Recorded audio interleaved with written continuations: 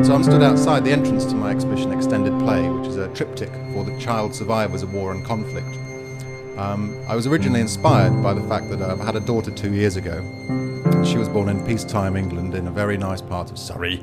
It's a nice town, you know, and she's been really wonderful, and it's been a great experience for the whole family. And I've reflected constantly over the last 2 years of how my mother was born in opposite circumstances. She was born in the middle of Warsaw in 1942, the middle of a great war. To be a parent and have a child in those times, I can't imagine it, and we have enough worries as it is.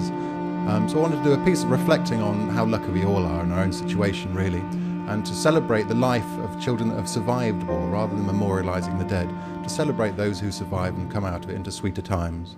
So as we walk in,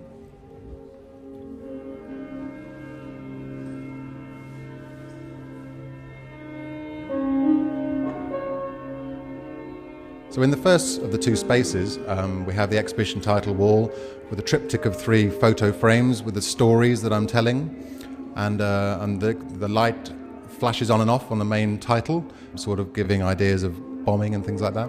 There's a little 1940s radio playing a piece of music, a little tango folk song from Poland. One of the ideas that came into the piece was hearing that the BBC World Service used to broadcast daily a little piece of Polish folk tune to be picked up by the Polish underground.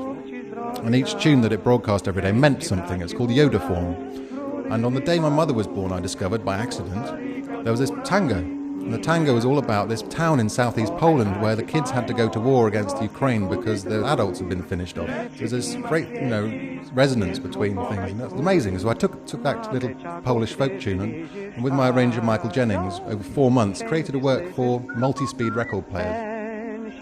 And we took a short phrase, a rising, uplifting phrase from that tango tune and extemporized it and produced a 10-minute composition for cello, violin and piano, a little piano trio. In the gallery 2, where I'm looking now, there are 3 circles of score paper on the floor. And on each of those circles are 3 record players, old school, retro ones, like made of walnut with repeat play, really beautiful objects I found in America. And those record players, the first 3 are playing of 3 copies of a violin part of the composition, the second are playing the piano part of the composition, the third are playing the cello. And of each of those, they play them at different speeds.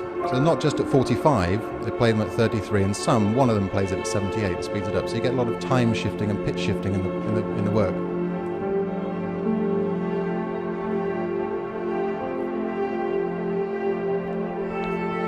So I'm stood in front of the first circle of 3 record players that are playing 3 copies of the violin.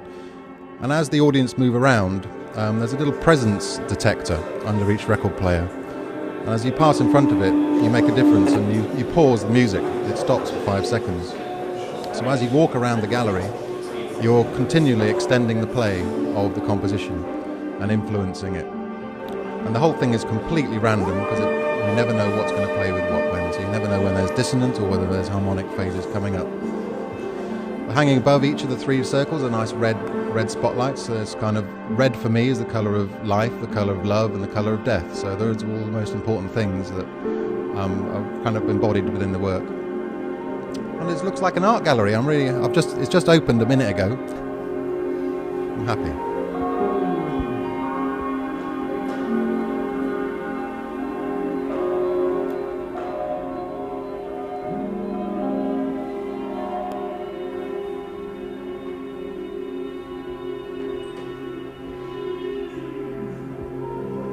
It's very powerful, stunning, and it reminded me of the sort of music that stirs up deep emotions, very poignant, and given the subject matter that inspired the material.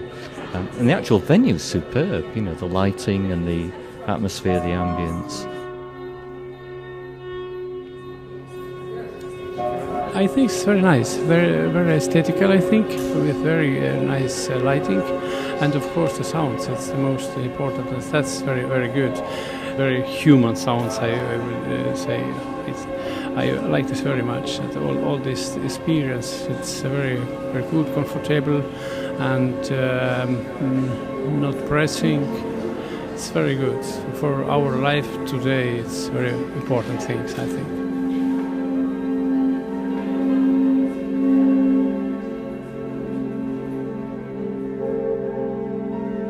very moved by it, actually, yes. I thought it was beautifully thought out and beautifully put together.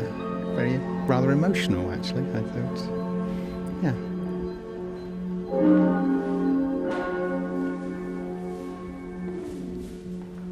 All I see when I turn on the telly mostly is negative news around the world, and I wanted to make this in opposition to that, to make it a really, really positive, uplifting contemplation of the fact that our freedom and that we all enjoy is something to be cherished, and we celebrate the survival of those that live on.